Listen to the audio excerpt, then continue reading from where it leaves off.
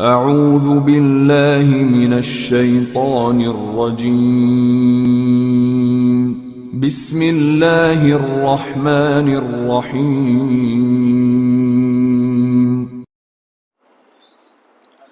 الحمد لله رب العالمين الصلاة والسلام على سيدنا ونبينا ومولانا محمد وعلى آل سيدنا ونبينا ومولانا محمد وبارك وسلم عليه.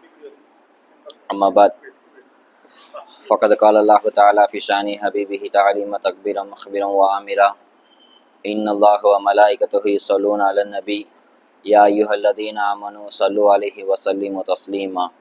اللهم صل على سيدنا محمد وعلى آل سيدنا محمد وبارك وسلم عليه. وما توفيق إلا بالله، لا حول ولا قوة إلا بالله العلي العظيم. سبحانك لا علم لنا إلا ما علمتنا إنك أنت العليم الحكيم. ربي اشرح لي صدري ويسر لي أمري واحلل عقدة من لساني يفقهوا قولي. ربي إني ميت وإنك حي يا ربي. ربي زدني علما، ربي زدني علما، ربي زدني علما. المدد يا رسول الله، المدد يا غوث، المدد يا شيخ. அல்லாஹ்வுடைய மாபெரும் கிருபை, அல்லாஹ் ஜல்ல சுப்ஹானஹு வ தஆலா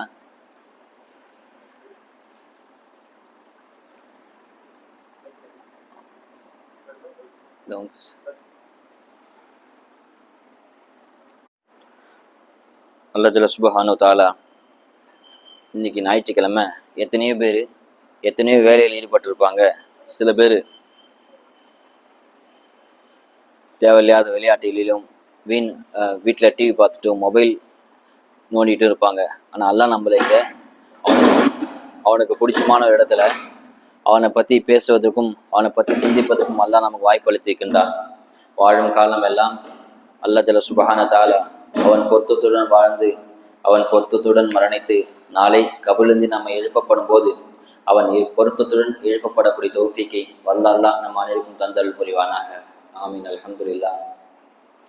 இது ஒரு பயான் நிகழ்ச்சி கிடையாது, சும்மா ஒரு கருத்தரம் நமக்குள்ள பேசிக்கிறது தான். அதனால ஃப்ரீயா பேசுவோம். அல்லாஹ் தஆலா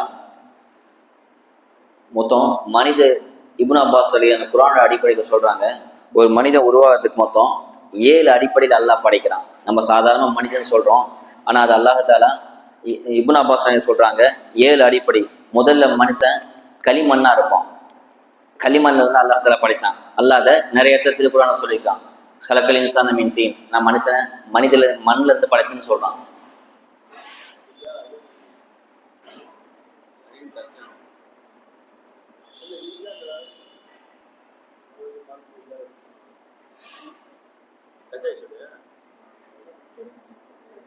முதல்ல அல்லாஹ் மனுஷன் களிமண்ணா இருக்கிறான். அந்த களிமண்ணா இருந்ததுக்கு அப்புறம் அந்த மண்ணுக்கு நிறைய சம்பவம் சொல்லுவாங்க. முதல்ல அல்லாஹ் தஆலா ஒரு மலக்கை கூப்பிட்டு போய் மண்ணை பூமியிலேருந்து மண்ணை எடுத்துருவாங்க அப்படின்னு அல்லாஹ் சொல்லுவான். அந்த மலைக்கு போய் பூமியிலேருந்து போய் மண் எடுக்க போவார். மண் எடுக்க மண் சம்மதிக்காது.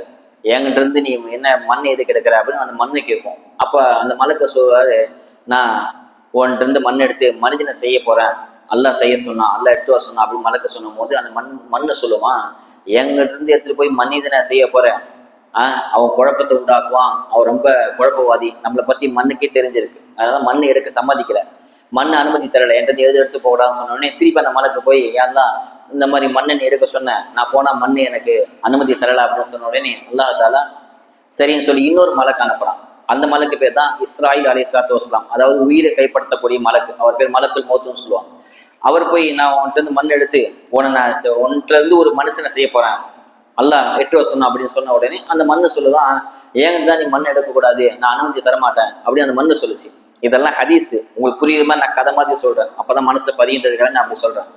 அப்ப அந்த மண்ணு சொல்லிச்சா ஏன்றது எடுக்கக்கூடாது அப்படின்னு சொன்ன உடனே அப்ப அந்த மலக்கு சொல்றானா, உன்னை படிச்சது அல்லாஹ், என்ன படிச்சது அல்லாஹ், அல்லாஹ் எடுத்துட்டு வான்னு சொல்றான், நீ எடுக்கக்கூடாதுன்னு சொல்ற, உன் பேச்சை நான் கேட்க மாட்டேன், என்ன படைச்ச அல்லாஹ் பேச்சு தான் கேட்பேன்னு சொல்லி அந்த மண்ணோட பேச்சையும் மீறி அல்லாஹ்வுடைய கட்டளையை அனுப்படிஞ்சு அப்படியே அந்த மண்ணை எடுத்துட்டு வராது மலக்கு.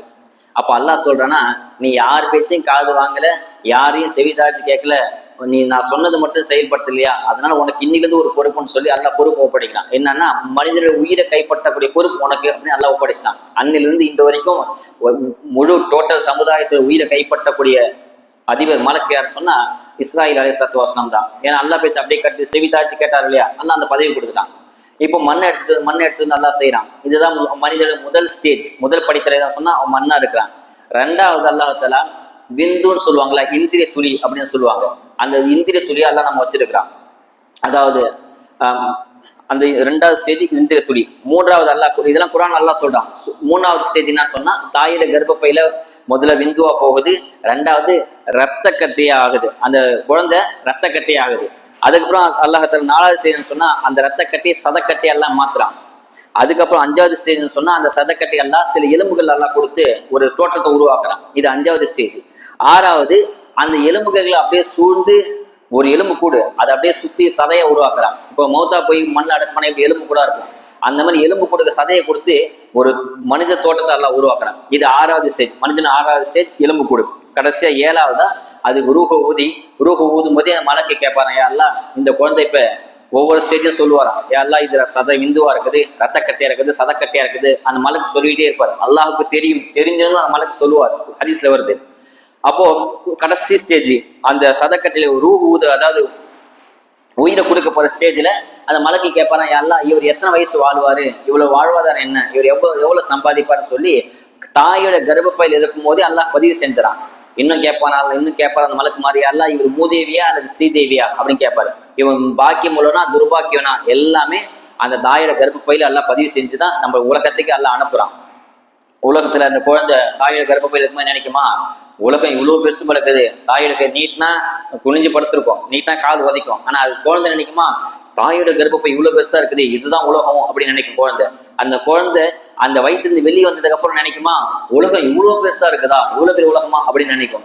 மூணாவது ஒரு ஸ்டேஜ் இருக்குது, மௌத்தா போனதுக்கு அப்புறம் தான் தெரியுமா, எப்படி தாயோட கர்ப்பப்பையோட உலகம் பெருசா இருந்துச்சோ அந்த மாதிரி உலகத்தை விட அல்லாஹ் தஆலா நாளைக்கு மறுமை அதை விட விசாலமா வச்சிருப்பான். சொர்க்கமா இருக்கட்டும் நரகமா இருக்கட்டும் அவ்வளவு விசாலமா இருக்கும், பூமியோட பல மடங்கு பெருசா இருக்கும் நமக்கு. ஆனா அது கண்ணுக்கு தெரியும், அல்லாஹ் மறைச்சு வச்சிருக்கிறான். இதான் மனிதனுடைய 7 ஸ்டேஜ். இதுக்கப்புறம் இப்னு அப்பாஸ் சொல்லுவாங்க, அல்லாஹ் பிறந்த உடனே அல்லாஹ் மனிதனுக்கு 3 ஸ்டேஜை கொடுக்குறான். இது பிறப்புக்கு முன்பாக 7 ஸ்டேஜ், பிறந்த பிறகு 3 ஸ்டேஜ் எல்லாம் கொடுக்கலாம். ஃபர்ஸ்ட் ஸ்டேஜ் பலகீனமானவனா இருப்பானா, அதாவது குழந்தை தான் தேவை தானே செய்யாது, எது கேட்டா அழுகதான் செய்யும். அதுக்கு பால் வேணுமா அல்லது எறும்பு கடிக்குதா வயிற்று வலிக்குதா என்ன எதுவுமே சொல்ல தெரியாது, எப்ப பார்த்தா அழுதுகிட்டே தான் இருக்கும். தாய்க்கு தான் தெரியும், இப்ப குழந்தை எறும்பு கடிச்சிச்சு அதான் குழந்தை அழுகுது, குழந்தைக்கு பசிக்குது அதான் குழந்தை அழுகுது அப்படின்னு அந்த குழந்தையோட அழுகைக்கு தாய் அர்த்தம் கொடுப்பான். எப்ப பார்த்தாலும் அழுதுகிட்டே இருக்கும். இது பலகீனமான ஸ்டேஜ். பலகீனம் சொன்னா தான் தேவையை தானே செஞ்சுக்காது, யாராவது செய்யணும். பாத்ரூம் போனா கழுவி விடலாம், ட்ரெஸ் மாத்தி விடலாம், குளிக்க வைக்கலாம், பால் ஊட்டலாம், சோறு ஊட்டலாம், அதை நடந்து ஸ்கூலுக்கு கூட்டு போகலாம், இப்படி எல்லாமே கூட ஒரு துணைக்கு ஒரு ஆள் வேணும். இது பலகீனமான ஸ்டேஜ். அல்லாஹ் அதுக்கப்புறம் ஒரு ஸ்டேஜை தரான், அது பலமான ஸ்டேஜ். அதுதான் வயோதி, அதாவது வாலிப பருவம். இப்ப நம்ம இருக்கிறோம் இல்லையா, இது பலமான ஸ்டேஜ். என்ன காரியம் வேணா நம்மளால செய்யலாம். ஓடுற பஸ்ல ஏறுற வயசுன்னு சொல்லுவாங்க, அதாவது ஓடுற பாம்பை பிடிக்கிற வயசுன்னு சொல்லுவாங்க. அவ்வளவு ஸ்டேஜ், அவ்வளவு கூவத்தெல்லாம் நம்ம கொடுத்துருக்கலாம். இது குழந்தைக்கும் இந்த பலம் இருக்காது. இதுக்கப்புறம் 3வது ஸ்டேஜ் வரும், அது பலகீனமான ஸ்டேஜ், 40 வயசுக்கு அப்புறம். இது இந்த நமக்கு வயசானவர்களுக்கும் அந்த கூவத்து இருக்காது. அல்லாஹ் ரெண்டு பலவீனக்கும் மத்தியில ஒரு ஸ்டேஜ், அதுதான் பலம் வாய்ந்த வாலிப பருவம். அந்த பருவத்தை நம்ம இருக்கிறோம். இந்த பருவம் ரொம்ப ஆபத்தான பருவம். இதுதான் குழந்தைக்கு ஆபத்து கிடையாது, ஏன்னா பார்க்க அம்மா இருப்பாங்க, தாய் தந்தை இருப்பாங்க, உறவினர்லாம் இருப்பாங்க. அது பயப்பட தேவை கிடையாது. ஃபுல் கண்காணிப்புல சிசிடிவி கேமரா பாதுகாத்துட்டே இருப்பாங்க, அது பயப்பட தேவையில்லை. லாஸ்ட் ஸ்டேஜ் பலகீனமான ஸ்டேஜ், வயோதிகம் ஆச்சுன்னா அப்பயும் கூட ஆள் இருப்பாங்க. இது எங்கன்னா போனா மயக்கம் போட்டுவாரு, சுகர் இருக்கு, பிபி இருக்கு அப்படின்னு சொல்லி கூட ஆள் இருப்பாங்க, அப்பயும் பயப்பட தேவையில்லை. இந்த ரெண்டுத்துக்கு மத்தியில் ஒரு ஸ்டேஜ் இருக்கு பாருங்க, பலமான ஸ்டேஜ், வாலிப ஸ்டேஜ். அதுக்குதான் ஆள் தேவை, அதுக்கு ஆள் இருக்க மாட்டாங்க. அப்போதான் நம்ம கவனமா கண்காணிப்பா இருக்கும். எப்படி எந்த பக்கம் நம்ம போறோமோ அந்த பக்கம் சரிஞ்சிருவோம். நீங்க நல்லவங்க கூட பழகினா நல்லவங்களா மாறிடுவீங்க, நீங்க கெட்டவங்க கூட பழகினா கெட்டவனா மாறிடும். தமிழ்ல பழமொழி சொல்லுவாங்க இல்லையா, பூவோட சேர்ந்த நாறு மணக்கும்னு சொல்லி. அந்த நாருக்கு, வாழை நாருக்கு எந்த மனமுமே கிடையாது, வெறும் நாறு தான் அது. அதை கூட சேர்ந்து பூ வச்சு கட்டும் போது அந்த பூவோட அந்த நாரை எடுத்து பார்த்து நாறு மணக்குமா. அத்தர் கடையில வேலை செய்யறாரு, அவர் அத்தர்லாம் போட மாட்டாரு. ஆனா அவர் தொழுக்கு வரும்போது கும்முன்னு வாசனை அடிக்கும், என்ன அத்தர் போட்டாரு அப்படின்னு முயற்சிவோம். அவர் அத்தர்லாம் போட மாட்டார். ஆக்சுவலி அந்த அத்தர் கடையில வாசனை வந்துடும். கறிக்கடையில வேலை செய்யறான், அவனை பார்த்தாலே ஒரு நாத்தம் வரும். ஏன்னா அவனை கறி எடுத்து மேல பூசிக்கிட்ட வரான். இல்ல, அவன் கறிக்கடையில் இருந்தான். அவன் எங்க வேலை செய்யறானோ, எங்க யாரோட தொடர்பு அதிகமா வச்சுக்கிறானோ அந்த பிரதிபலிப்பு அவன்கிட்ட, அதனுடைய பிரதிபலிப்பு இவன்கிட்ட ஒலிக்கும். இவன் அத்தர் கடை இருந்தாலும் அத்தர் ஸ்மெல் வருது, இவன் கறி கடை இருந்தாலும் கறி ஸ்மெல் வரும். அதே மாதிரிதான் நீங்க அந்த டீனேஜ் சொல்லுவாங்க இங்கிலீஷ்ல. டீனேஜ் அப்படின்னா 13, 14, 15, 16, 17, 18, 19 அந்த டீன் வருது இல்லையா, இதுக்கு பேர் தான் டீனேஜ்னு சொல்லுவாங்க. அந்த டீனேஜ் வயசுல நீங்க யாரு கூட பழகுறீங்களோ அவங்களோட குணம் தான் உங்க வாழ்க்கையில பிரதிபலிக்கும். நீங்க நல்லவங்க கூட பழகுனா நல்லவங்களா இருப்பீங்க. அதான் ஒரு அறிஞர் சொல்லுவார் இல்லையா, உன்னை பத்தி சொல்லணும்னு சொன்னா உன் நண்பனை பத்தி என்கிட்ட சொல்லு, நான் உன்னை பத்தி சொல்றேன்னு சொல்லுவார். உன் நண்பன் எப்படி இருக்கான், உன் நண்பனை பத்தி நீ சொல்லு. அவன் நண்பன் நல்லவன், தொழுவு போவான், அவன் நல்ல குரான் ஓதுவான், அப்பா அம்மா பேச்சு கேட்பான் அப்படின்னா இப்ப நீ அப்படிதான் இருப்ப. என் நண்பன் தொழுகையே போக மாட்டான், வாங்க சொன்னா எட்டி கூட பார்க்க மாட்டான், எப்ப பார்த்தா கிரிக்கெட் விளையாண்டுப்பான், செல்போன் யூஸ் பண்ணிட்டு இருப்பான், அத்தா அம்மாக்கு மரியாதை தர மாட்டான்னா நீ அப்படிதான் இருப்ப. உன் நண்பன் எப்படி இருக்கான் அப்படிதான் இருப்ப. அதனால அந்த வயசுதான் நம்ம பார்த்து பழகணும். வாலிப வயசு சாதாரண கிடையாது. இஸ்லாத்தினுடைய தூண் எது தெரியுமா? இஸ்லாம தூண் வளர்ந்தது காரணம் என்ன தெரியுமா? வாலிபத்துலதான் இஸ்லாமே வளர்ந்துச்சு. சலாசம் தாவா பண்ணி கொடுக்கும் போது வயோதிலாம் ஏத்துக்கிறது எல்லாமே வாலிபர் தான். அபூபக்கர் சித்திக் ரலியான முதல்ல இஸ்லாமான யாருன்னா அபூபக்கர் தான். ஆண்ல முதல்ல இஸ்லாமான அபூபக்கர் சித்திக் ரலியான தான். அவங்க இஸ்லாமா ஆகினதுக்கு முஸ்லீம் ஆனது வயசு என்ன தெரியுமா? 38 வயசு. 38 வயசு தான் அவங்க இஸ்லாம் ஆகிறாங்க. அதுக்கப்புறம் உமர் ரலியானு 26 வயசு. அதுக்கப்புறம் உஸ்மான் ரலியானு 25 வயசு வாலிபர். எல்லாமே வாலிபர் தான். அலி ரலியானு 10 வயசு கூட நெருங்கல, 10 வயசு சமீபத்துல இருக்கிறாங்க. அலி தான் குழந்தைகள்ல முதல்ல இஸ்லாம சலாசம் ஏத்துக்கிறது, நபியா ஏத்துக்கிறது, இஸ்லாத்துக்குள்ள வந்தது குழந்தைகள முதல்ல யாருச்சுன்னா அலி ரலியானு தான். பெண்கள்ல ஹதீஜா, ஆண்கள் அபூபக்கர், குழந்தைகள சிறுவர்கள் யாருன்னு சொன்னா அலி ரலியானு. 10 வயசு கூட நிரம்பல. இப்படி எல்லாருமே வாலிப வரும் தான். சாத் இப்னு முஆத் சலாசம் உறுதுணையா அடைக்கலம் கொடுத்தாங்க, அவங்க வயசு 27. இப்படி இஸ்லாம் உச்சத்துல தொட்டது. உலகம் பல கோடி பேர் இப்ப இஸ்லாமா இருக்கிறான காரணம் தெரியுமா? இந்த வாலிபர் தான். இந்த வாலிபர் மட்டும் அன்னைக்கு சலாசம் உறுதுணையா இல்லைன்னு சொன்னா இஸ்லாம் இந்த அளவுக்கு வளர்ந்துருக்காது. சலாசனுக்கு வாலிபரை ரொம்ப பிடிக்குமா, வாலிபர்களை ரொம்ப பிடிக்குமா. ஹதீஸ்ல வந்து சஹாபாக்கள் சொல்லுவாங்கன்னா, வயசானவங்க யாருன்னா பாவம் செஞ்சாங்கன்னா சலாசம் ரொம்ப முகம் மாறி போயிடுமா, தண்டனை கடுமையா கொடுப்பாங்க. இதே வாலிபர் பாவம் செஞ்சாங்கன்னா மன்னிப்பு கொடுப்பாங்க, மன்னிப்பு கேளுங்க அல்லாட்ட. அதே மாதிரி அல்லாஹ்க்கு பிடிச்சது என்ன தெரியுமா? வாலிபத்துல தௌபா செய்யறோம் பாருங்க, அவனுக்கு அல்லாஹ் ரொம்ப பிடிக்குமா. வாலிபத்துல நம்ம பாவம் நிறைய செய்யணும் இல்லையா, அல்லாஹ் எழுதி தௌபா செஞ்சு அல்லாஹ் ரசிக்கிறான். அதை வாலிபர் தௌபா செஞ்சு அல்லாஹ் அதை ரசிக்கிறான் அப்படின்னு சொல்லி ஹதீஸ்ல வருது. ஒரு சஹாபி வராது. சஹாபி வந்து நாயகமே எனக்கு அனுமதித்தாங்க அப்படின்னு. என்ன அனுமதின்னு கேட்கறாங்க. மஸ்ஜித் நபியில எல்லா சஹாபா உட்கார்ந்து இருக்கிறாங்க. ஒரு வாலிபர் ஹதீஸ்ல வருது, எனக்கு அனுமதி தாங்க. என்னப்பா அனுமதி அப்படின்னு சலாசன் கேட்கறாங்க. என் பேச்சு எல்லாமே பேசுற மாதிரி தான் இருக்கும், உங்களுக்கு புரியுதுக்காக நான் அப்படி பேசுறேன். அப்போ சலாசன் கேட்பேன், என்னப்பா அனுமதி அப்படின்னு கேட்பாங்க. நான் விபச்சாரம் செய்யணும், அனுமதி கொடுங்க. அவர் எதுக்கு? தண்ணி குடிக்கிறதுக்கு, சாப்பிடுறதுக்கு அனுமதி கேட்கல, பாத்தும் போது அனுமதி கேட்கல, விபச்சாரம் செய்து அனுமதி கேட்கிறாரு. எல்லா சாபாக்களும் மூஞ்சி மாறி போயிட்டு ரொம்ப கோபமாயிட்டாங்க. ஆனா சலாசன் கூலா செய்யறாங்கன்னா, அது தப்புப்பா, செய்யக்கூடாது. நீ உன் தாயை யாராவது விபச்சாரம் பண்ண விரும்புவியா அப்படின்னு கேட்கறாங்க. இல்ல நான் விரும்ப மாட்டேன். உன் சகோதரியை ஒருத்தர் விபச்சாரம் பண்றாங்க, அந்த விரும்புவியா? இல்ல விரும்ப மாட்டேன். அதே மாதிரி தானே நீ யாரு கூட விபச்சாரம் மாட்டியோ அவள் யாருடைய தாயா இருப்பா அல்லது யாரோட சகோதரி இருப்பா, நீ எப்படி விரும்ப மாட்டியோ அவனு அது விரும்ப மாட்டாரு தானே அப்படின்னு சொன்ன உடனே வாலிபர் புரிஞ்சு போச்சான். சலாசம் கோவப்படல அந்த இடத்துல. அது வாலிபர்த்தி எப்படி பழகணுமோ எப்படி பேசணுமோ அப்படி பேசி அவங்க திருத்துறாங்க. அப்ப அந்த சஹாபி சொல்றா, நாயகமே எனக்கு துவா செய்யுங்க, நான் திருந்தணும், துவா செய்யுங்கன்னு சொன்ன உடனே உன் நெஞ்சில இருந்து அப்படியே சலாசம் ஊதுறாங்க. ஊதி துவா செய்யறாங்க, எல்லாம் இவருடைய மறைவிடத்தையும் இவரை உள்ளத்தையும் நீ பாதுகாத்து துவா செஞ்ச உடனே பின்னாட்கள் பெரிய சஹாபாக உருவாக்குறாரு. ஏன்னா சலாசம் வாலிபரை அந்த அளவுக்கு நேசிச்சாங்க. நீங்க வழி நடுகளே பார்க்கலாம், நபிமார் 1,00,000 நபிமார் சொல்றோம் இல்லையா, அதுல எல்லாம் பாதிக்கு நபி மேல அல்லாஹ் வாலிபத்துல தான் நபித்துவ பட்டத்தை எல்லாம் கொடுத்தான். சலதாசனுக்கு 40 வயசுல, அதாவது அந்த வாலிப முதிர்ச்சி சேர்த்து 40 வயசு தான் நல்லா நபித்துவ பட்டத்தை கொடுக்குறான். ஏன் முன்னாடி 30 வயசுல, ஏன் 40 வயசுக்கு அப்புறம் 50 வயசு நல்லா முதிர்ச்சி அடைஞ்சு கொடுக்கலாம்? கொடுக்கல. அந்த வாலிப பொருள் நல்லா தேர்ந்தெடுத்தான். 40 வயசுல சலாசம் நல்ல நபித்துவ பட்டத்தை கொடுக்குறான். மூசா அலைஹிஸ்ஸலாம் தாவா பணி மேற்கொள்ளும் போது 30 வயசுக்கு மேல அவள் அப்படிதான் தேர்ந்தெடுக்கிறான். இப்ராஹிம் இஸ்லாம் அல்ல குரான்ல நிறைய நபிமார்கள் வந்தாங்க, சிலை வணக்கத்தை தடுத்தாங்க. சிலை வணங்க கூடாது, அல்லாஹ் வணக்கம், அல்லாஹ் ஒருவன் சொல்லி தடுத்தாங்க. ஆனா அல்லாஹ் அதெல்லாம் குரான்ல சொல்லல. இப்ராஹிம் பத்தி எல்லாம் குரான் சொன்னான். ஃபத்தன் கால் இப்ராஹிம், ஒரு வாலிபர் இருந்தாரு, அவர் பேர் இப்ராஹிம் அப்படின்னு சொல்லி குரான் அல்லாஹ் சொல்றான். அந்த வாலிபர் மென்ஷன் பண்ணி அல்லாஹ் சொல்றான். வாலிபர் பருவம் அல்லாஹ்க்கும் ரொம்ப பிடிக்கும், சலாசும் ரொம்ப பிடிக்கும். ஒரு ஊர்ல ஒரு அரசர் இருந்து எல்லா மக்கள் என்ன பண்றாராம், நீங்க அல்லாஹ் விட்டு வணங்க, அல்லாஹ் விட்டுடுங்க, அல்லாஹ் விட்டுடுங்க, அல்லாஹ் வணங்காதீங்க, என்ன வணங்குங்க, அல்லாஹ் இல்லைன்னு சொல்லிட்டு இருக்காரு. உடனே ஒரு 7-8 பேர் ஒரு வாலிப பருவம் அவங்க துவா செய்யறாங்களா, அல்லாஹ் அதை குரான சொல்லாம இதா வைனா இல்லல் ஃபித்யத்து இல்லல் காஃபி, அவர் வாலிபர் கூட்டம் சேர்ந்து எல்லாம் இவன்கிட்ட இருந்து இந்த கொடுங்கோல் அரசு என்னை காப்பாத்து அப்படின்னு சொல்லி சொன்ன உடனே அல்லாஹ் இவங்களை காப்பாத்துறாங்க. ஏன் எல்லாம் சொன்னா வாலிப பொறுத்து அல்லாஹ் நேசிக்கிறான். அந்த வாலிபர்கள் எல்லாம் ஒன்னதான் வனங்களை என்னை காப்பாத்துன்னு சொன்ன உடனே அல்லாஹ் அவங்க உதவி செய்யறான்னு ஹதீஸ்ல வருது. இப்படி நிறைய விஷயத்த சொல்லிட்டே போலாம். வாலிபம் அல்லாஹ்க்கு ரொம்ப பிடிக்கும்.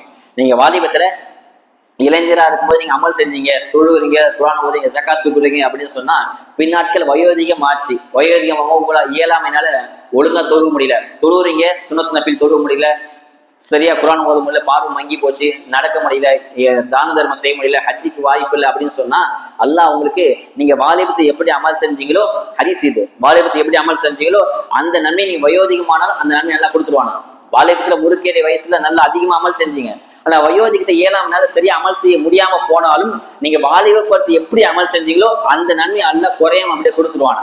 எப்படிங்கிறது சாத்தியம் அப்படின்னு கேட்டா, வீட்டுல இபி பில்லு கட்டுறோம், இபி பில்லு ஒரு மாசத்துக்கு 2 மாசம் சேர்த்து 3000 வருது, அடுத்த மாசம் இபி பில்லு ஓடல, இதை ஸ்டக்காய் நின்று போச்சு. அப்ப இபி காரன் என்ன பண்ணுவான், போன மாசம் என்ன பில்லு கட்டின அதே தானே போடுவான், இபி பில்லு ஓடல அதுவும் ஃப்ரீ அப்படின்னு ஓட மாட்டான்.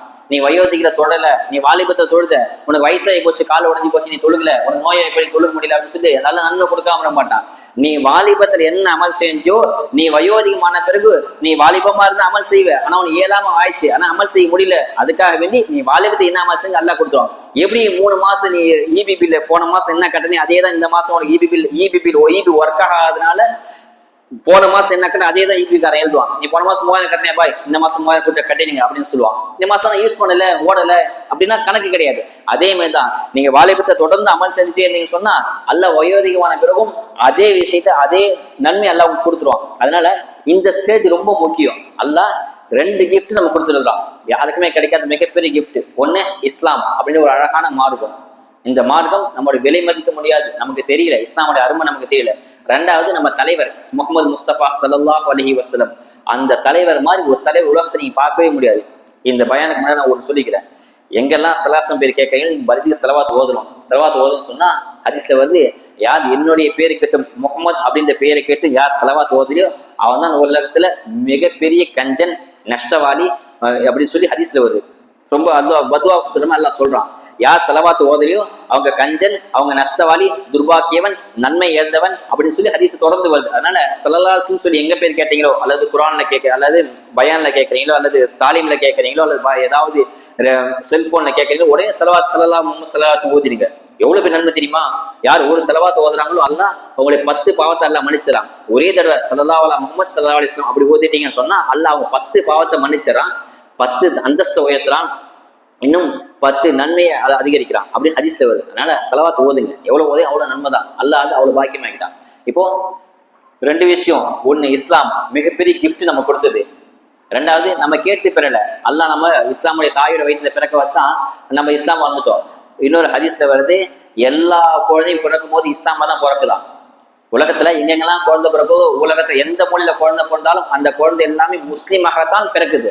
அது யகுதியாவோ நெருப்பு வணங்கியாவோ நஸ்ரானி கிறிஸ்டினாக வளர்றது யாராவது தெரியுமா? அவங்க அபவைஹி, அவங்க பெற்றோர்களால் தான் அப்படி மாறுதான். பெற்றோர்கள் இஸ்லாமா இல்லைன்னு சொன்னா குழந்தை இஸ்லாமா இருக்காது. பெற்றோர்கள் காஃபிரா இருந்தா குழந்தை இஸ்லாமா இருந்தாலும் காஃபிரா வளர்ந்துரும். இப்ப நம்ம பெற்றோர்கள் அல்லா பாக்கியம் செஞ்சா நம்ம மூதாதைகள் நம்ம பெற்றோர்கள் முஸ்லீமா இருந்தா நம்ம இப்ப முஸ்லீமா இருக்கும், அல்லாஹ்க்கு மிகப்பெரிய நன்றி செலுத்துறோம். 2வது நம்ம கொடுத்த நபி ஸல்லல்லாஹு அலைஹி வஸல்லம் அவங்கள பத்தி வாழ்க்கை வரலாறு பிரமிப்பா இருக்கும். அப்படிப்பட்ட ஒரு தலைவரை நீங்க வாழ்க்கையில பார்த்திருக்கவே முடியாது, அவ்வளவு உன்னதமான நபி. எல்லா அரசியல்வாதியும் புகழ்ந்தாங்க நபி ஸல்லல்லாஹு அலைஹி வஸல்லம். ஒரு அரசியல்வாதியும் புகழலாம் இல்லை, எல்லா தலைவரும் புகழ்ந்தாங்க. உதாரணத்துக்கு ஒரு தலைவர் எம்ஜிஆர்னு வச்சுங்களா, எம்ஜிஆர் எத்தனை பேர் இப்ப ஞாபகம் வச்சிருக்கிறாங்க, காலப்போக்கெல்லாம் மறந்துடுவாங்க. ஒரு நூற்றாண்டு விழா எம்ஜிஆரை கொண்டாடுவாங்க. ஏன் இப்ப மறைஞ்சு ஜெயலலிதா இன்னுமா யாரும் ஞாபகம் வச்சிருக்காங்களா? அவ்வளவுதான், ஜெயலலிதா மறைஞ்சு போயிட்டா நினைவே மறந்து போயிடும். ஆனா ஸல்லல்லாஹு அலைஹி வஸல்லம் 1500 வருஷத்துக்கு முன்பாக வாழ்ந்தாங்க, இன்னமும் கோடிக்கணக்கான இதயத்துல வாழ்ந்துட்டே இருக்கிறாங்க. சமீபத்துல இப்போ ரபியுல் பிறை 12 மீலாது விழா அன்னைக்கு கான்பூர் ஊபில நடந்துச்சு. அப்ப ஐ லவ் முஹம்மது அப்படின்ற பலகை எழுதி போனாங்க, பெரிய சர்ச்சையாச்சு. எப்படி நீங்க ஐ லவ் முஹம்மது சொல்லலாம்னு சொல்லி ஏன் இது விஷயம் அது இல்லை, ஏன் சொன்னா இன்னமும் அவங்களுக்கு எதிரிகளுக்கு ஸல்லல்லாஹு பேர் கிட்ட அலர்ஜி ஆகுது.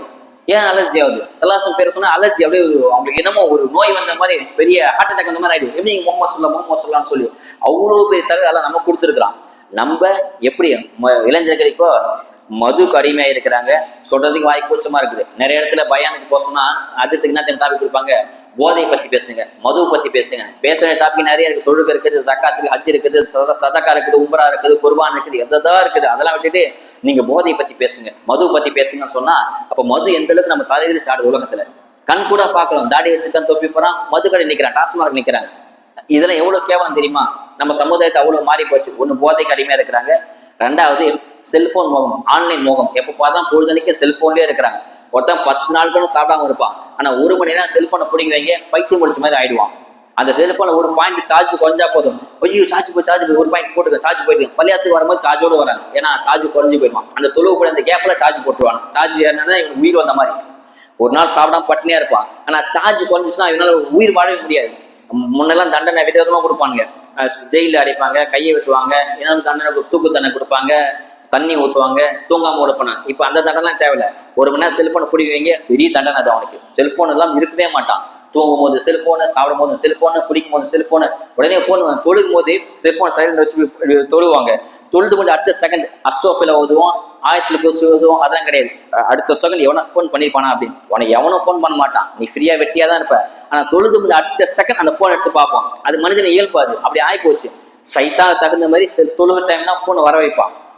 அதனால மறைஞ்ச கலீல் ரஹ்மான் மௌலானா மிகப்பெரிய ஒரு வலிவிழா வாழ்ந்த காலத்துல அவங்க மறைஞ்சிட்டாங்க. இப்போ அவங்கள்ட்ட கேட்டாங்களா, செல்போனை பத்தி ஏதாவது சொல்லுங்க, ஒரு பத்வா கொடுங்க அப்படின்னு. செல்போனை பத்தி ஏதாவது ஒரு வார்த்தை சொல்லுங்கன்னு சொன்ன உடனே அவங்க சொன்னாங்களா, செல்போன் ஒரு அவசியமான சைத்தான் அப்படின்னாங்களாம். அதாவதுன்னா அது செல்போன் சைத்தான் தான், ஆனா அவசியமான சைத்தான். வச்சிருக்கவும் முடியாது, இல்லாம இருக்கவும் முடியாது. வச்சு அதாவது அது இல்லாம இருந்தாலே மனசு ஃபுல்லா அங்கதான் இருக்கு. எவனா கால் பண்ணி போனோம், அந்த வியாபாரம் போயிருக்குமோ, அவன் வந்து போயிருப்பானோ அப்படின்னு. அது இருந்தாலும் தொந்தரும், இருந்தாலும் நச்சு நச்சு நச்சு நைன்னு இருக்கும், இல்லாட்டாலும் அதே சிந்தனை இருக்கும். அது அவசியமான சைத்தான் அப்படின்னு பத்துவா கொடுத்தாங்க. அந்த அளவுக்கு செல்போன் ஊறி போயிடுச்சு. இது ரெண்டாவது. முதல்ல மது, கஞ்சா அப்படின்னு அப்படி ஆகி போச்சு. சில பேர்லாம் ஸ்கூலுக்கு போகும்போது, வேலைக்கு போகும்போது அந்த கூல் லிஃப்ட்னு வந்திருக்கு, அது புதுசா. அதெல்லாம் இந்த உதட்டை இழுத்து வைப்பானுங்க, அது வச்சாதான் அவங்க மைண்டே வேலை செய்யுமா. அந்த கபருக்குள்ள தூக்கி மண்ணை போடுவாங்க இல்லையா, அந்த உதட்டை இழுத்து உள்ள வைப்பானுங்க. அது ஏன் அப்படி வைக்கிறான்னு தெரியல. அந்த அளவுக்கு மது, அந்த அளவுக்கு போதை இஸ்லாம் தலையேறி போச்சு. ரெண்டாவது அந்த ஆன்லைன் மோகம். நம்ம சும்மா இருந்தாலும் சும்மா ஓடுறதில்லை. நீங்க தனிமையை உணர்றீங்களா, உடனே ஃப்ரெண்ட் ஆப் டவுன்லோட் பண்ணுங்க, உங்க கூட பேச தயாரா இருக்கிறேன் அப்படின்னு ஆடு வருது.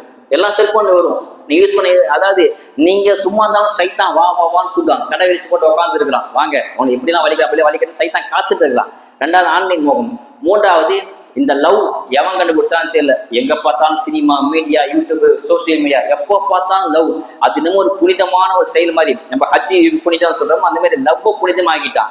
லவ் பத்தி சொல்லணும்னு சொன்னா, ஒரு கிளாஸ்ல போய் ஸ்டூடெண்ட்ட போய், உங்களை யாரெல்லாம் சிங்கிளா இருக்கிறீங்க அப்படின்னா யாரா ஒருத்தன் கை தூக்குவான், அப்படியே அவனை பார்த்து, ஏய் இந்த சிங்கிளா இருக்கான் பாரு அப்படின்னு பரிதாபப்படுறது. அந்த அளவுக்கு ஆகி போச்சு. சிங்கிள்னு சொன்னா அதாவது எல்லாரும் கமிட்னு சொன்னா லவ் பண்றான், லவ் பண்றவன்லாம் புனிதனா ஆயிட்டான். லவ் பண்ணாம சிங்கிளா அப்பாவே இருக்கான் பாருங்க, அவன் பெரிய பாவியா போயிட்டான். இந்த காலத்துக்கு இருக்கான் பாருங்க, அந்த மாதிரி ஆகி போச்சு உலகம். லவ் பண்ணணும், லவ் பண்ணி ஆகணுன்ற மாதிரி டிவியில புனிதம். அஜத்துக்குலாம் நாங்க தெரியும், அவர் மாசல ஓதுனாரு, அவருக்கு என்ன குரான் திக்கிற தொழுகை தான் தெரியும் அப்படின்னு எங்களுக்கு எல்லாம் தெரியும். ஆனாலும் உலகத்துல அஜத்துனா ஒண்ணுமே தெரியாது. இந்த காலத்துல காலம் போற போக்க லவ் பண்ணாமலும் அஜத் எப்படிங்க இருக்க முடியும், அதெல்லாம் எப்படிங்க டைம் போகும் அப்படின்ற மாதிரி பேச ஆரம்பிச்சுட்டாங்க. மூணாவது. நாலாவது சினிமா. ஆக மோசமான ஒரு கேட்டுக்கட்ட ஒரு விஷயம், சீரழிவு சினிமா. முக மோசம். ஒரு 4 படம் நடிச்சா போதும், அவர் தளபதி. அவனுக்கு என்ன தெரியும், உலகத்தை பத்தி என்ன தெரியும், அவனை தளபதி. அவனை பார்க்க கோடிக்கணக்கான மக்கள் காத்திருந்து 40 பேர் பலி செய்தியில பார்த்தோம். எதுக்கு அவனை பார்க்க போனோம்?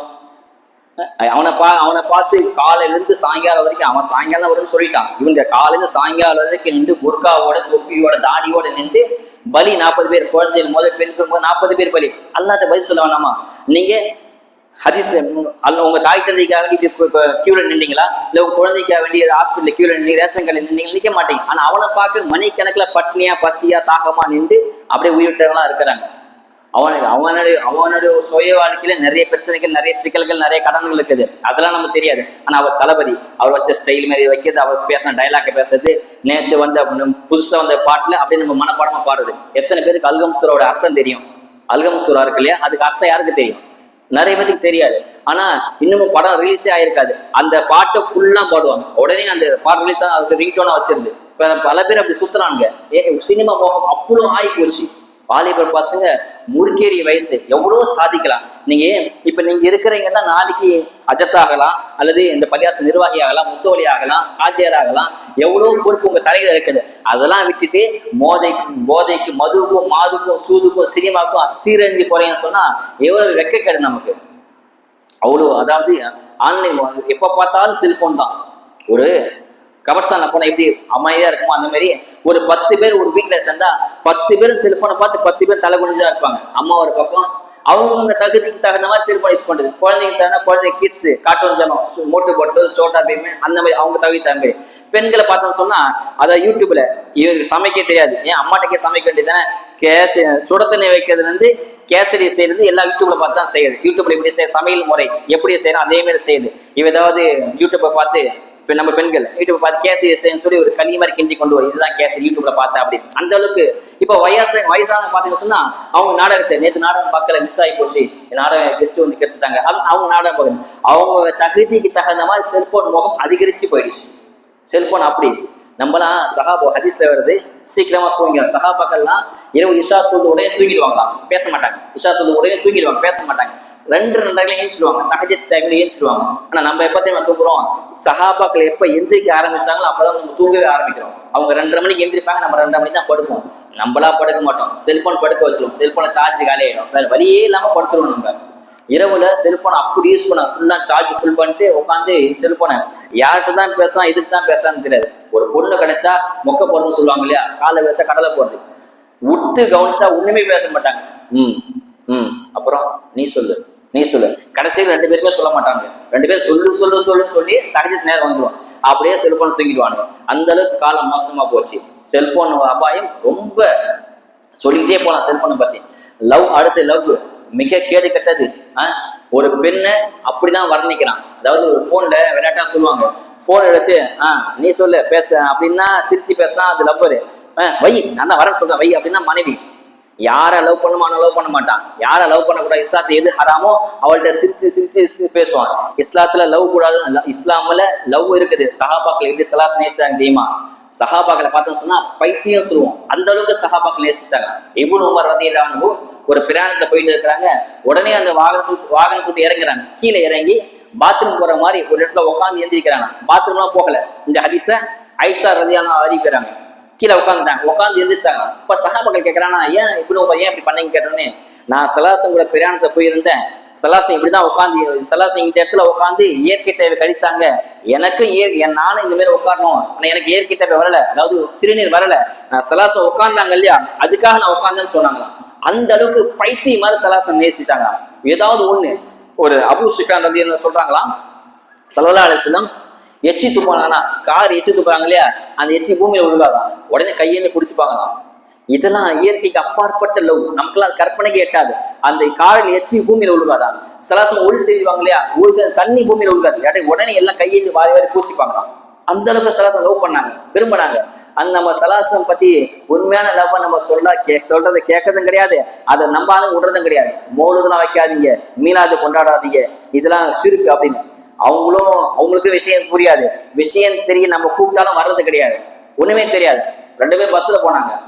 அப்ப அந்த பஸ்ல திருவள்ளுவர் போட்டோ ஒட்டிச்சு திருக்குறள் எழுதிச்சு. நிறைய திருக்குறள் இல்லையா, கற்க கசட கற்பொழுக்க அதுக்கு பின்தக அகர முதல ஒழுகெல்லாம் அப்படின்னு சொல்லி நிறைய திருக்குறள் வரும். அந்த திருக்குறள் பக்கத்துல திருவள்ளுவர் போட்டோ ஒட்டி இருக்கும். அப்ப அந்த 2 பஸ்ல சீட்ல உட்காந்து ஒருத்தான் கேட்டான், யாரும் அது ஒரு போஸ்டர் இருக்கு அப்படின்னு கேட்ட உடனே அவன் சொன்னான்னா அவனுக்கு தெரியல, அவனும் மழைக்கு கூட ஸ்கூலுக்கு ஒதுக்குன்னு கிடையாது, இவர் தானே இவர் பஸ்ஸோட ஓனர் அப்படின்ட்டான். திருவள்ளுவர் பார்த்து பஸ்ஸோட ஓனர் அப்படின்ட்டான். அப்படியா, ஏன்னா பரதேசி மேற்கு ஒரு துட்டு போட்டு இருக்காரு அப்படின்னு சொன்னோன்னே திரும்ப அவன் சொன்னானா அவர் பஸ் நஷ்டத்தோடு பழகுது, அதான் இப்படி பரதேசமே இருக்கிறான்னு சொல்லி. ஆக்சுவலா திருவள்ளுவர் அவனை திருவள்ளுவர் சொல்லல, தெரியல சொன்னா பக்கத்துல அசிமா வச்சுப்பாங்களா, அதனால பஸ் ஓனர்ட்டான் பரதேசி காரணம் பஸ் நஷ்டத்தை போகுது அப்படின்ட்டான். அந்த மாதிரி நம்ம ஆளுங்களே சலாசோட முகைப்பத்தினா என்னன்னு தெரியல, சலாசலாம் யார் எவ்வளவு பேர் தலைவர் அவருக்கும் தெரியல. நம்ம தெரிஞ்சுக்க நம்ம விட மாட்டாங்க, வழி கட்டிட்டே இருப்பாங்க. அதுதான் தீன், அதுதான் தௌஹீத் அப்படின்னு சொல்லி. உண்மையான தௌஹீத் சலாச நேசிக்கத்தான் உண்மையான தௌஹீத். சலாச யார் நேசிக்கிறா அவங்க உண்மையான தௌஹீத்ல இருக்கிறாங்க, தெரியதே கிடையாது. ஆக உலகம் அவ்வளோ ஸ்பீடா போகுது, நம்ம ஒண்ணு இப்படியே இருக்கும். சலாசம எல்லாருமே நேசித்தாங்க, சஹாபாக்கள் மட்டும் கிடையாது. அப்துல்லா பின் ஜுபைர் ரலியல்லாஹு அன்ஹு அவங்க சலாசம் அந்த அளவுக்கு நேசித்தாங்க. ஒரு சலாசம் அந்த காலத்துல ரத்தம் குத்தி எடுப்பாங்க, அது இந்த காலத்து அக்குப்பஞ்சர்னு சொல்லுவாங்க. ரத்தம் குத்தி எடுப்பாங்க, அந்த ரத்தத்தை போய் சலாசம் சொன்னாங்கன்னா எங்கேயாவது போய் ஊற்றி வந்துரு அப்படின்னு சொல்லுவாங்க. பொதுவாகவே உடல்ல இருந்து ரத்தம் வெளியேச்சுன்னா அந்த ஹராம், உடல்ல இருந்து ரத்தம் வெளியேச்சுன்னா ஹராம். ஸ்கூல் பசங்க பென்சில் சீவுவாங்க இல்லையா, சீவும் போது கையில் அடுத்து உடனே வாயில சாப்பிடுவாங்க, அது கூட அது ஹராம். அது தொழுகும் போது கூட நீங்க டீ குடிச்சிட்டு வந்தீங்க அல்லது சாப்பிட்டு வந்தீங்க அப்படின்னு சொன்னா தொழுதுக்கு முன்னாடி தண்ணி குடிச்சிட்டு வந்துடும். அந்த டீயோட சுவை சம்சா சாப்பிட்ட சம்சா சும்மா தொழுகிலன்னு சொன்னா தொழுகு பாத்தே ஆயிடும். அப்படி இல்லை அப்படின்னு சொன்னா தண்ணி குடிக்க வாய்ப்பு இல்லைன்னு சொன்னா எச்சி கூட்டி கூட்டி முழுங்கணும் சொன்னா அந்த டேஸ்ட் போயிடும். டீ குடிச்சிட்டு வந்திருப்பீங்க அல்லது சம்சா சாப்பிட்டு வந்திருப்பீங்கப்பா, தொழுகை தக்பி கட்டி நிற்கிறோம், இப்போ வந்து தண்ணி குடிச்சு தான் வரணும், ஏன்னா அந்த பல்லுல இதுல ஒருத்தருப்போம் நாக்குல டீயோட சுவை அப்படியே இருக்கும். அப்படியே தொழுதிங்க சொன்னா டீ குடிக்கும் போது யோசிப்பீங்க, இன்னைக்கு டீ நல்லா இருந்துச்சு இல்ல, நேத்தோட டீ டேஸ்டா இருந்துச்சு அப்படின்னு சொல்லுவோம். சிந்தனை மாறிடும். சம்சா சாப்பிடும்போது பழைய சம்சா பழகுது, நம்ம ஏமாத்திட்டாங்க அப்படின்னு அந்த சிந்தனை வரக்கூடாதுக்காக தான் தண்ணி குடிச்சிட்டு வரும். சரி சட்டம் இது. அப்படி இல்லைன்னு சொன்னா எச்ச கூட்டி கூட்டி முழுங்கி அந்த டேஸ்ட் போச்சு சொன்னா தொழுக கூடும். அதே நீங்க உங்க பல்லுல இருந்து ரத்தம் வந்துருச்சு, சொத்த பல்ல இருக்கிற நாக்கு கடைசி ரத்தம் வந்து சொன்னா இப்ப நீங்க தண்ணி குடிச்சாலும் தொழுகு முடிஞ்சிடும். தண்ணி குடிச்சு தொழுகு வந்தா தொழுகு முடிஞ்சிடும். அதுக்கு என்ன பண்ண சொன்னா நல்லா வாய் கூப்பிடிச்ச பிறகுதான் தொழுகைக்கு வரும். இப்ப நீங்க வாயில ரத்தமா இருக்குது, நாங்க தண்ணி குடிச்சிட்டோம் அப்படின்னு சொன்னாலும் கூடாது. எச்ச கூட்டி கூட்டி முடிங்க ரத்தம் டேஸ்டே போயிடுச்சுங்க அப்படின்னு சொன்னாலும் தொழுகு முடிஞ்சிடும். தொழுகைக்கு முன்னாடி நடந்துச்சு சொன்னா தொழுகு வரும்போது நல்லா வாய்க்கு பிடிச்சுதான் வரும். ஏன்னா ரத்தம் ஹராம். இப்போ சலாச ரத்தத்தை கொடுத்து வெளியே ஊத்திடுவான்னு சொல்றாங்க. அப்ப இவனு அப்துல்லா ஜுபைர் என்ன பண்ண அந்த ரத்தத்தை குடிச்சிட்டாங்க, மொத்தம் குடிச்சிட்டாங்க. ஒரு குடிச்சு ஒரு மாதிரி நினைக்கிறாங்க. சிலாசுக்கு ரத்தத்தை என்ன பண்ண கேட்டாங்களா, இல்ல நான் ரத்தத்தை குடிச்சேன்னு சொன்னோடனே சிலாசு சொல்லிட்டாங்கன்னா, எப்போ என் ரத்தம் உடலை செஞ்சோ உனக்கு நரகம் ஹராம் அப்படின்ட்டாங்க. நமக்கு தான் ரத்தம் ஹராம். சலாசும் கற்பனைக்கு அப்பாற்பட்ட லவ். அந்த மாதிரி சஹாபாக்கள் லவ் பண்ணாங்க. இதனாலதான் நம்ம இன்னும் அவங்களை பத்தி பேசிக்கிட்டே இருக்கிறோம். பேச முடியாது. அவ்வளவு லவ் பண்ணாங்க. இவ்வளவு ஏன் மனிதர்கள் மட்டும் இல்ல, மிருகமும் சலாசம் லவ் பண்ணிச்சாங்க. கஸ்வா அப்படின்னு சொல்லி ஒட்டகம் ஒண்ணு இருக்குது. அந்த ஒட்டகம் சலாசமுடைய பிரிவை தாங்காம சலாசம வஃபாத்தான பிறகு மௌத்தான பிறகு சலாசம் அடக்கம் பண்ண அந்த இடத்தையே பார்த்து உக்கி உருகி போய் மௌத்தா போயிடுச்சு. சில சகாபாக்கள் சலாசம் மௌத்தா பண்ணி சாப்பிடாம இருந்தாங்க. ஒரு கட்டத்தை சாப்பிட ஆரம்பிச்சுட்டாங்க, தன்னை உடலுக்கு ஆகாரம் போக ஆரம்பிச்சிட்டாங்க. ஆனா அந்த கஸ்வா ஒட்டகம் கடைசி வரைக்கும் சாப்பிடாமலே இருந்து நாயகத்தை பார்த்து அந்த அடக்கமான இடத்தை பார்த்து உக்கி உருகி போய் மௌத்தா போச்சாங்க. அதிசயம் என்ன தெரியுமா, ஜனத்துல பக்கி அப்படின்ற கபர்ஸ்தான் பேரு. ஜனத்துல பக்கி மதினா இருக்குது. அன்றிலிருந்து இந்த வரைக்கும் மனிதர்கள் மட்டும்தான் அந்த கபர்ஸ்தான் அடக்கம் செய்வாங்க. ஆனா ஒரே ஒரு மிருகம், அந்த கஸ்வான ஒட்டகம் அங்க அடக்கம் செய்யப்பட்டிருக்கு. ஏன்னா சலாசம் அந்த அளவுக்கு விரும்பிச்சு, லவ் பண்ணிச்சு. நம்ம யாரை லவ் பண்ணோம்? ஒரு வீணா போன ஒரு சதையை நரம்பும் வரக்கூடிய அழுகி போன ஒரு பொண்ணை லவ் பண்ணோம். அந்த அளவுக்கு ஒட்டகம் லவ் பண்ணிச்சா. ஒரு ஒட்டகம் ரொம்ப மதம் பிடிச்சு போயிருச்சா. மதம் பிடிச்சி ஏன்னு சொல்லுவோம் இல்லையா, அது மதம் பிடிச்சு ஒட்டகம் திரிஞ்சுதான். சலாசம் கிட்ட வந்தோடனே சலாசம் கைப்பற்றோடனே அப்படியே கொஞ்சமா பணிஞ்சு காலில் விழுக ஆரம்பிச்சு. சலாசம் கால சைதா செஞ்சுச்சான். இதை பார்த்து சஹாபாக்கு கேட்டாங்க, நாயுமே 5 அறிவு ஜீவன் கூட உங்க காலில் விழுது, நாங்க விடக்கூடாதா அப்படின்னு கேட்டாங்க. ஆனா காலில் விழுது ஹராம் அப்படின்னு சலாசம் தடுத்துட்டாங்க. அந்த அளவுக்கு ஒட்டகம் லவ் பண்ணிச்சான். இன்னொரு கழுதை சலாசம் நகர்வலம் போவாங்க. நகர்வலம் போகும்போது அந்த கழுதை யூஸ் பண்ணுவாங்களாம். சலாசம் மௌத்தா போனது தெரிஞ்சு அப்படியே ஓடி போய் கிணத்துல குடிச்சு மௌத்தா போச்சான். ஹதீஸ்ல வருது. நமக்கு தான் அது ஹராம், தற்கொலை. ஆனா மிருகம் எல்லாம் கூடுமா? அவங்க அளவுக்கு சலாசம் பிரிவே தாங்க முடியலாம். ஹசன் பசீர் ரலியல்லாஹு அறிவிக்கிறாங்க, சல்லாசன் மஸ்ஜித் நபியில இப்ப இமாம் ஜுமால கூத்துபால குச்சி வச்சு ஓதுவார். அந்த குச்சி பேர் அசா அப்படின்னு அரபியில சொல்லுவாங்க. அசா. அந்த அசா வச்சு சலாசம் ஓதிட்டு இருந்தாங்க. அது ரொம்ப பழசா போச்சுன்னு சொல்லி ஒரு சாபி என்ன பண்ணாங்களா, நான் இனிமே இது ரொம்ப பழசா போச்சு, உங்களுக்கு புதுசா செஞ்சு கொடுத்தாங்க. அந்த பழசத்துக்கு ஓரம் போட்டு புதுசு சலாசம் குத்த ஓதிட்டு போது யாரும் அழுகுறாங்க, தேம்பி அழுகுறாங்க. ஹதீஸ்ல வருது. இந்த ஹதீஸை மட்டும் 30 சஹாபாக்கள் மேல இந்த ஹதீஸ் அறிவிக்கிறாங்க. சரியான ஹதீஸ். இந்த ஹதீஸை மறுத்தா அவன் பாவி. அந்த அளவுக்கு ஒரு தூய்மையான பர்ஃபெக்டான ஒரு ஹதீஸ் இந்த ஹதீஸ். அப்போ யாரோ தேம்பி அழுகுறாங்க. ஜும்மா குத்துபால தேம்பி அழுகுறாங்க. யாருக்கு எதுவுமே புரியல. சலாசம் மெம்பர் படின்னு இறங்கி அந்த பழைய பூச்சி ஓரத்துல அதை எடுத்து தட்டி தடவை அரவணைக்கிறாங்க. ஒரு குழந்தை ஒரு பலூன் கிட்ட அடம் பிடிக்குது, ஐஸ்கிரீம் கிட்ட அடம் பிடிக்குது. அந்த குழந்தைக்கு ரொம்ப நேரம் கழிச்சு ஐஸ்கிரீம் வாங்கி தந்து அந்த அழுகை நிறுத்த தெரியாம விசுமி அப்படின்னு அழுகை நிறுத்தும் இல்லையா, அந்த மாதிரி குச்சி அழுகை நிறுத்திச்சு. ஒரு குச்சி அழுகுது, சலாசம் பிரிவை தாங்க முடியாம. இத்தனை நாள் என் மேல கை வச்சு நீங்க சுத்த போகாதீங்க, இப்போ திடீர்னு என்ன தூக்கி போட்டீங்களே அப்படின்னு சொல்லி குச்சி அழுதுச்சான். அப்ப சலலாசன் அந்த குச்சி ஆற தழுவி கட்டி பிடிச்சு சமாதானப்படுத்துறாங்க. பின்பு சலாசம் அறிவிக்கிறாங்க, நான் மட்டும் இந்த குச்சை சமாதானப்படுத்தல, என் கை அந்த குச்சி மேல படலன்னு சொன்னா இது கியாமத்தா வரைக்கும் அழுதுகிட்டே இருக்குன்னு சொல்றாங்க சலாசம். இன்னைக்கும் அந்த குச்சி மஸ்ஜித் நபவியில முதல் சஃப்ல குழி தோண்டி புதைச்சு வச்சிருக்கிறாங்க. அந்த அளவுக்கு ஒரு குச்சியில படுத்தாங்க. இந்த ஹதீஸ் ஹசன் பசீர் ரஹ்மத்துல்லாஹி அறிவிச்சு சொல்றாங்கன்னா, மனிதர்களே மரம் மட்டை கூட சலாசம் விரும்புது, நீங்க விரும்பலையா, உங்களுக்கு அந்த அறிவு இல்லையான்னு ஹசன் பசீர் கேட்கறாங்க. அந்த அளவுக்கு நம்ம சலாசம் லவ் பண்ணணும். அதனால சலாசம் நீங்க எந்த அளவுக்கு நாயகத்தை விரும்பி அந்த காலம் அந்த சுவைத்துருவார். ஆனா இந்த காலத்து இளைஞர்களை பாருங்க, எந்த அளவுக்கு மது, போதை, சினிமா மோகம், காதல் அப்படின்னு சீரழிஞ்சு போய் இருக்கிறாங்க. ஒரு விளையாட்ட ஒரு அதிர்ச்சி சொல்லுவாரா, சினிமா எந்த அளவுக்கு சீரழிச்சு போச்சுன்னு சொன்னா, முந்த காலத்துல போஸ்டர் செவுத்து ஓட்டுவாங்க இல்லையா, ஓட்டும் போது அப்ப மாடுல வந்து சாப்பிடும். மாடு கழுதெல்லாம் வந்து போஸ்ட் தின்ட்டு போவோம், பார்த்துருப்பீங்க இல்லையா? ஆனா இப்ப சாப்பிடுறதுல ஏன் தெரியுமா? அது அந்த அறிஞர் சொன்னாலாம், அந்த போஸ்ட்ல ஆபாசத்தை பார்த்து கழுத கூட சாப்பிடுறது இல்லை அப்படின்னு சொன்னாராம். அந்த போஸ்ட்ல ஆபாசத்தை பார்த்து கழுதையே சாப்பிடுறது இல்லை. அந்த அளவுக்கு சினிமா மோகம் முத்தி போயிடுச்சு என்பதாக அறிவிக்கிறாங்க. அவ்வளவு மோகம். ஒரு பையன் போஸ்ட் வெறுக்க பார்த்து போஸ்டர் கிழிச்சாங்க. ஒருத்தர் பார்த்து ஹாஜியரை பார்த்து, பரவாயில்லப்பா இந்த காலத்து கிழிது பையன் நான் போஸ்டர் கிழிக்கிறேன் அப்படின்னு. அப்ப அந்த பையன் சொன்னான், நீங்க வேற சுமாரிங்க ஹாஜார், இந்த சீனு படத்திலே வரல, போஸ்டர் கொண்டு ஓட்டிருக்கேன் அப்படின்னா. அப்படி ஆகி போச்சு உலகம். ஒரு சீனை போஸ்டர் ஓட்டிருக்கான், அந்த சீன் படத்துல வரலையா, கோவத்தை கிழிச்சிட்டான் உலகம். வாலிபர் அப்படி இருக்கிறாங்க. வாலிப வயசு பிடிச்ச வயசு, அற்புதமான வயசு, எவ்வளவு அமல் செய்ய தகுந்த வயசு வாலிப வயசு தான். நாளைக்கு கியாமத் அல்லாஹ் 7 பேருக்கு அரிசோட நெல்ல இடம் அளிப்பான். 7 பேருக்கு அரிசோட நெல்ல இடம் அளிப்பான். சாதாரண விஷயம் கிடையாது. மனசு மைதானத்துல எப்படி இருக்கும், ஹதீஸ்ல வருது, அவங்க செஞ்ச பாவத்துக்கு அளவு வேர்வை இருக்குமா. சிலருக்கு கரண்டைக்கால் வரைக்கும் வேர்வைனா சாதாரண வேர்வை கிடையாது.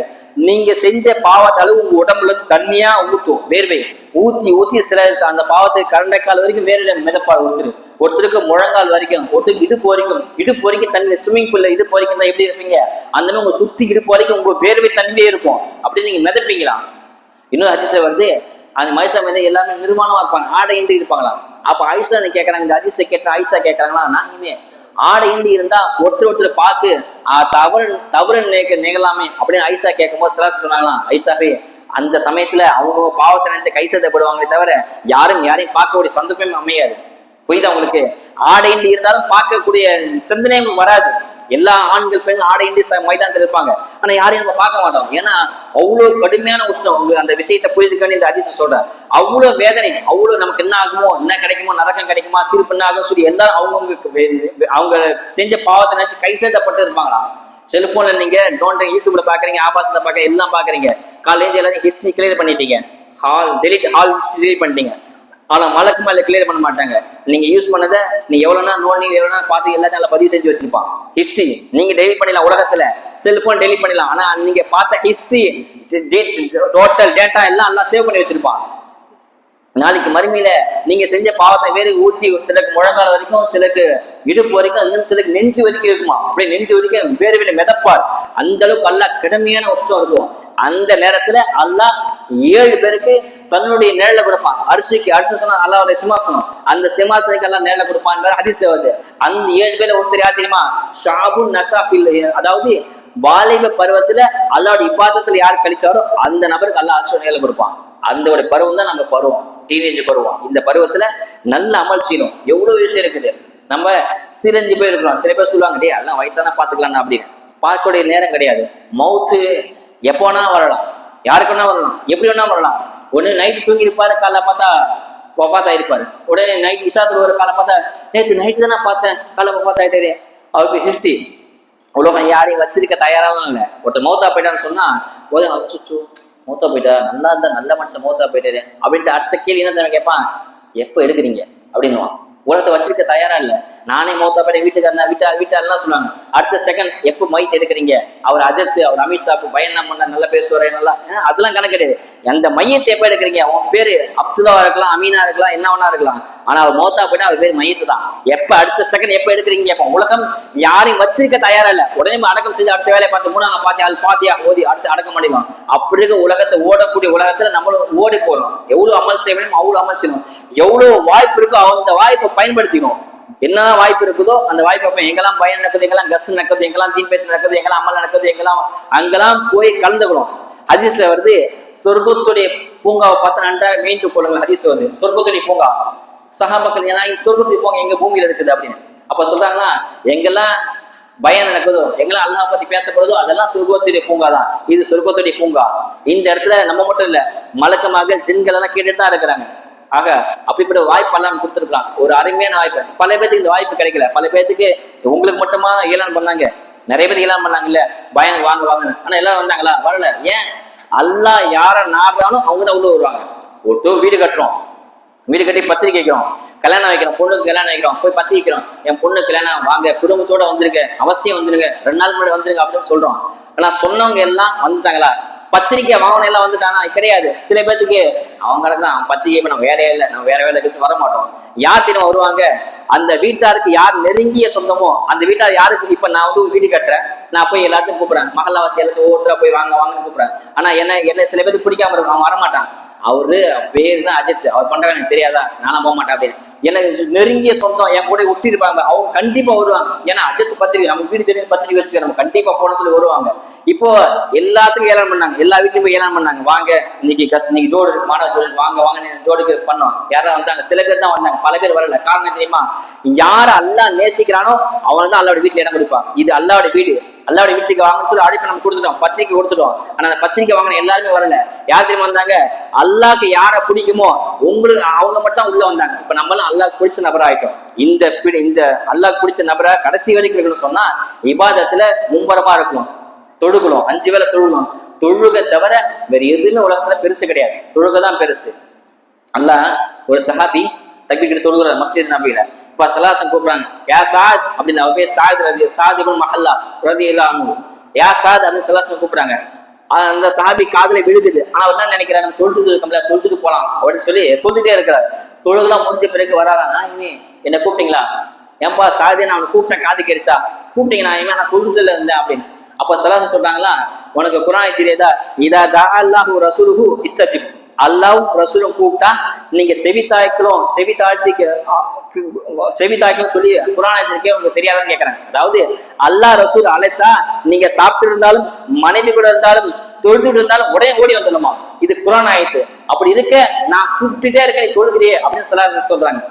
ஏன் சொன்னா அல்லாஹ் கூப்பிட்டா தொழுகு வந்துடணும். இப்ப அல்லாஹ் நம்ம கூப்பிடுறான், நம்ம தொழுகு வராம இருக்கோம். அல்லாஹ் எப்படி கூப்பிடுறான்னு சொன்னா, ஒவ்வொரு 5 வக்தும் பாங்க சொல்றாங்க இல்லையா, அது மோதினால் பாங்க சொல்லல, பிலால் பாங்க சொல்லல, அல்லாஹ் உங்களை கூப்பிடுறான், ஹய்யால ஸலா தொழுகைக்கு வாங்க, ஹய்யால ஃபலாஹ் வெற்றியின் பக்கம் வாங்கன்னு சொல்லி மோதினால் கூப்பிடல, அல்லாஹ் உங்களை கூப்பிடுறான், என் பள்ளிக்கு வாங்க, என் வீட்டுக்கு வாங்க, வந்து தொழுங்க, என்ன கேளுங்க நான் தரேன் அப்படின்னு நல்லா காத்துட்டு இருக்கான். கசானா திறந்து காத்துட்டு இருக்கா, வாங்க நான் தரேன் வாங்கன்னு. நம்ம வர தயாரா இல்லை, அல்லாஹ் கொடுக்குறாங்க, நம்ம கேட்க தயார் இல்லை. எல்லாமே அல்லாஹ் நமக்கு அல்லாஹ்ல ஒரு ஹதீஸ்ல வந்து, நீங்க எப்படி இருக்கிறீங்களோ அப்படி இன்னல் அப்தி எதுன்னு ஒரு அடியான் எப்படி நினைக்கிறானோ அல்லாஹ் எனக்கு தருமா அப்படின்னு நினைச்சா அல்லாஹ் தருவான். அல்லாஹ் எனக்குலாம் தருவானான்னு உனக்கு தரமாட்டான், எனக்குலாமா அல்லாஹ் தருவானு உனக்கு தரமாட்டான். எனக்கு தருவான் அப்படின்னு நம்பிக்கைக்கு அல்லாஹ் தருவான். நீங்க எப்படி நினைக்கிறீங்களோ அப்படி அல்லாஹ் ஆகிடுவான். அல்லாஹ் என் ஃப்ரெண்டு என் கூடவே இருப்பான்னா அல்லாஹ் உங்க கூடவே இருப்பான். அல்லாஹ் என் கூட தான் இருக்க மாட்டான், நான் பாதிதான் உங்களோட இருக்க மாட்டேன், நீ பாதிதான். நீங்க எப்படி நினைக்கிறீங்க அப்படி அல்லாஹ் ஆகி போயிடும். அவனுக்கு பேர் தான் அல்லாஹ், அவனுக்கு பேர் தான் ரப்பு. ஆக அல்லாஹ்வை நேசிங்க, அல்லாஹ்ட்ட தைரியமா கேளுங்க. சலாசுடைய அன்பை லவ் மனசுல வைத்தீங்க. தொழுகை எக்காரணமும் தொழுகை விடாதீங்க. உயிரே போனாலும் நான் தொழுகன்ற நம்பிக்கை இருங்க, அல்லாஹ் தொழுவான். இப்படி அல்லாஹ் ஒவ்வொரு 5 வக்தும் வாங்க சொல்லப்படுதோ 5 வக்தும் அல்லாஹ் உங்க கூப்பிடறான்னு அர்த்தம். நீங்க தொழுகாம நீங்க மனம் போன போக்குல தான் இருப்பான்னு சொன்னா அல்லாஹ் உங்களை அப்படிதான் வச்சிருப்பான் கடைசி வரைக்கும். இப்ப நீங்க எப்படி இருக்கிறீங்களோ பிற்காலத்துல உங்கள் சங்கதியும் உங்களை அப்படிதான் பார்த்துக்கும். நீங்க தாய் தந்தைய மரியாதை தரல, தாய் தந்தை உதாசனம் பார்த்தீங்கன்னு சொன்னா உங்கள் பிள்ளைகள் நாளைக்கு வளர்ந்த பிறகு உங்களை அப்படித்தான் நடத்துவான். அதனால பெரிய மரியாதை தருங்க. ஒரு ஹதீஸ்ல வந்து இப்பதான் படிச்சேன், எனக்கு நெஞ்சு வலிக்குது அப்படின்னு சொல்லுவாங்க. சலாசன் சொன்னாங்க எனக்கு நெஞ்சு வலிக்குது அப்படின்னு. அப்ப சலாசன் சொல்லுவாங்களா, நீங்க ஏழைகளுக்கு அதிகமா உணவளிங்க, அனாதைகளை ஆதரவளிங்க அப்படின்னு சொல்லுவாங்க. அதாவது ஏழைகள் தான் ஒண்ணுமே இல்லாதவங்க அதிகமா நேசிக்கிறோம், பெரியவங்களை நேசிக்கிறோம், அனாதைகளை நேசிக்கிறோம் சொன்னா அவங்க இதயம் லேசாயிடும், நெஞ்சு வலி வராது, ஹார்ட் அட்டாக் வராது அப்படின்னு சொல்றாங்க. அதனால பெரியவங்களை நேசிங்க, பெரியவங்க மரியாதை தாங்க. ஒரு ஹதீஸ்ல வந்து ஸல்லல்லாஹு அலைஹி வஸல்லம் பெரியவங்களை அவ்வளவு மரியாதை தருவாங்க, சின்னவங்களை அன்பை அரவணைப்பாங்க என்பதாக ஹதீஸ் வருது. அதனால அல்லாஹ் தஆலா வாட்ட காலத்துல உனக்கு வாலிப பருவம் போனா வராது. ஒவ்வொருத்தரும் தேதி கிழிக்கிறேன் இல்லையா, நீ 12 சொல்லி நாளைக்கு 13 கிழிப்போம். 12 நிமிஷம் உங்க வாழ்க்கை ஒரு நாள் போச்சுன்னு அர்த்தம். அதனால வாழ்க்கை இருக்கிற காலத்தை யூஸ் பண்ணிக்கீங்க, அல்லாஹ் கொடுத்த வாய்ப்பை பயன்படுத்திங்க. அல்லாஹ் சுப்ஹானஹு வ தஆலா கடைசி வரைக்கும் அவன் பொருத்தத்தோடு வாழ்ந்து அவன் பொருத்தத்தோடு மரணித்து நாளை நமக்கு அப்புறம் எழுப்ப அவன் பொருத்தத்தோடு எழுப்பக்கூடிய தௌஃபீக்கை வல்லாஹ் தந்தருள் புரிவானாக. அஸ்ஸலாமு அலைக்கும் வரஹ்மத்துல்லாஹி வபரகாத்துஹு.